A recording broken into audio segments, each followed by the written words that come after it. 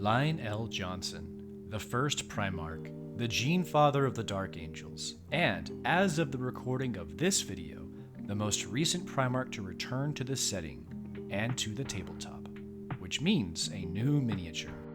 I've always loved the Dark Angels look, that near black green armor with sharp green edge highlights. It's restrained, it's heavy, and it feels ancient. That's how I wanted to paint the lion. This video isn't a tutorial. There are plenty of incredible painters on YouTube who can teach you every technical step far better than I can.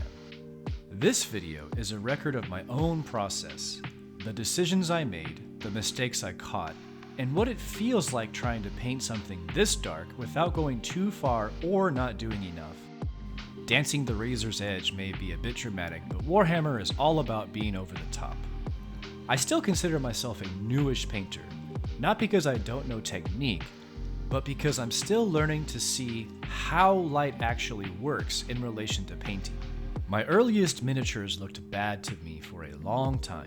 Looking back now, they weren't awful. They were just flat. They lacked convincing shadows, natural highlights, and more importantly, they lacked intention. Art doesn't always need to follow physics or the laws of nature, but in order to pull off that break from reality our brains are hardwired to see, it needs planning and direction. That's what the lion became for me, an exercise in painting with intention instead of guessing or cutting corners. Since I started painting minis, the most important thing I learned is that light is color. Before I paint, I ask myself, where does the light hit this model? Where does it fall away? And how do I fake that convincingly? With Dark Angels, it's very tempting to think the answer is a black primer, zenithal highlight, and contrast paint. And honestly, that can look good. It's perfect for painting the bulk of the army. However, I found that relying too heavily on black primer and spraying from above left my skills and understanding of painting light no different from where I started. Pure black doesn't appear as shadows to our brains. It appears as artificial. That's because black and white aren't really colors, they are values of colors. True black is the absence of light, something not normally encountered in nature. In fact, in total darkness, the human mind will create a visual noise of gray tones known as Eigengrau. Connecting this bit of physics and biology to painting, most of the black you think you see on miniatures, artwork, or box art isn't black at all. It's just an extremely dark version of another color or a very dark gray. Once you start seeing that, it's hard to unsee. So with the lion, I made a deliberate choice. Instead of black, the base color of the armor is a very dark gray blue. Dark blue does a lot of work. It gives depths to the shadows, it keeps the armor from feeling muddy, and it leaves room for color later. From there, I gradually mixed green into the gray-black, creating a transition to the green edge highlighting later. The important thing here is hierarchy. The armor reads dark first. The green exists to define form, not dominate it. In the end, black is barely used at all. It's only in the places that are too hard to paint. Using dark gray blue for shadows instead of black keeps the colors alive, even when they're restrained. It's really noticeable when you have a pure black piece next to a dark gray blue piece. Before I committed to highlights and shadows, I stopped and did something simple. I took a picture of the mini with a single light source placed exactly where I wanted the highlights to appear. Seeing the model under real light immediately showed me things I would have guessed wrong otherwise. Which panels caught the light, which areas stayed dark, and where highlights didn't actually belong. This is the most important part.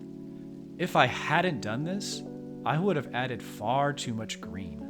I did this because my art teacher used to say, always paint from real life or from a reference. Not from memory and not from intuition. Even with miniatures, that rule still applies. Once I had that photo, painting stopped being about guessing and started being about responding.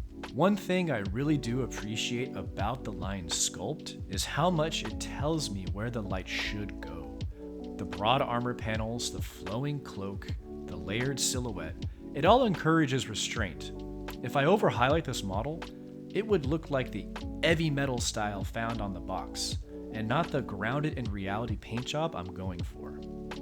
That forced me to slow down, to stop myself from adding contrast just because I could, or because the box art used lots of contrast. That restraint was harder than any technique. I did something new on this model. I painted faces.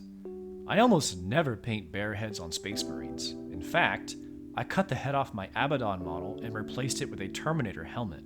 It's my preference. Helmets are cooler and more believable to me, but this kit comes with 4 heads and they're all great.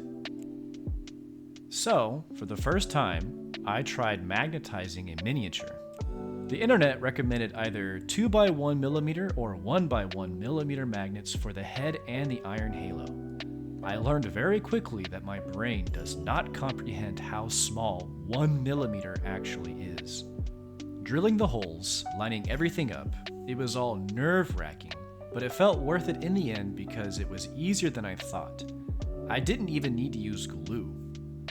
Attempting to magnetize a mini for the first time on the Lion was probably not the smartest thing to do because of how expensive it is, but I'm glad I did it. When I saw how fragile the sword's connection looked, I thought about cutting it off and adding a metal support.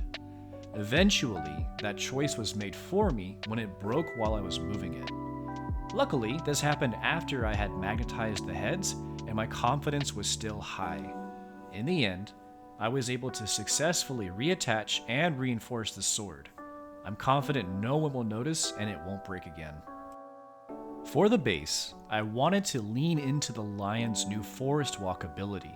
Someday, I'd love to build a full diorama of him emerging from the forests of the Mirror Caliban dimension, or whatever it's actually called.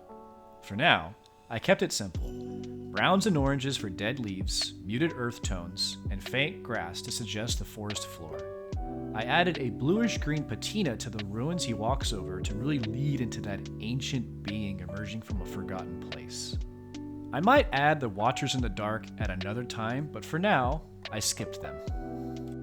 Towards the end of painting, I wanted to go back and think about what worked, and it was restraint, limiting saturation, controlling where color lives, and letting value do the heavy lifting. What didn't really work was moments where I almost fell back into old habits, pushing highlights too far and not following the reference pictures I took. This wasn't about painting the Lion perfectly. It was about learning how to paint with intention and direction. It took me a while to paint this mini for a few reasons, but the most negative reason was my own comparison to others' paint jobs of the Lion. It's said that comparison is the thief of joy, and I've taken that lesson to heart recently. Instead of looking at other painters' work with envy, I look at them for inspiration. I won't try to be better than them anymore. I'll try to be better than myself. When I started this hobby, the thought of recording my projects and making videos never occurred to me. But last summer, my wife needed help making a video response for some students abroad she used to teach in university. I had done some video editing years ago, so together we were able to make a fun video. From that experience, this channel was born. If you made it to the end of this video, thank you so much for joining me on my painting journey. This channel isn't about perfection. It's about learning from the mistakes I make and sharing those experiences. If you want to be part of that, please consider subscribing. Thanks for watching.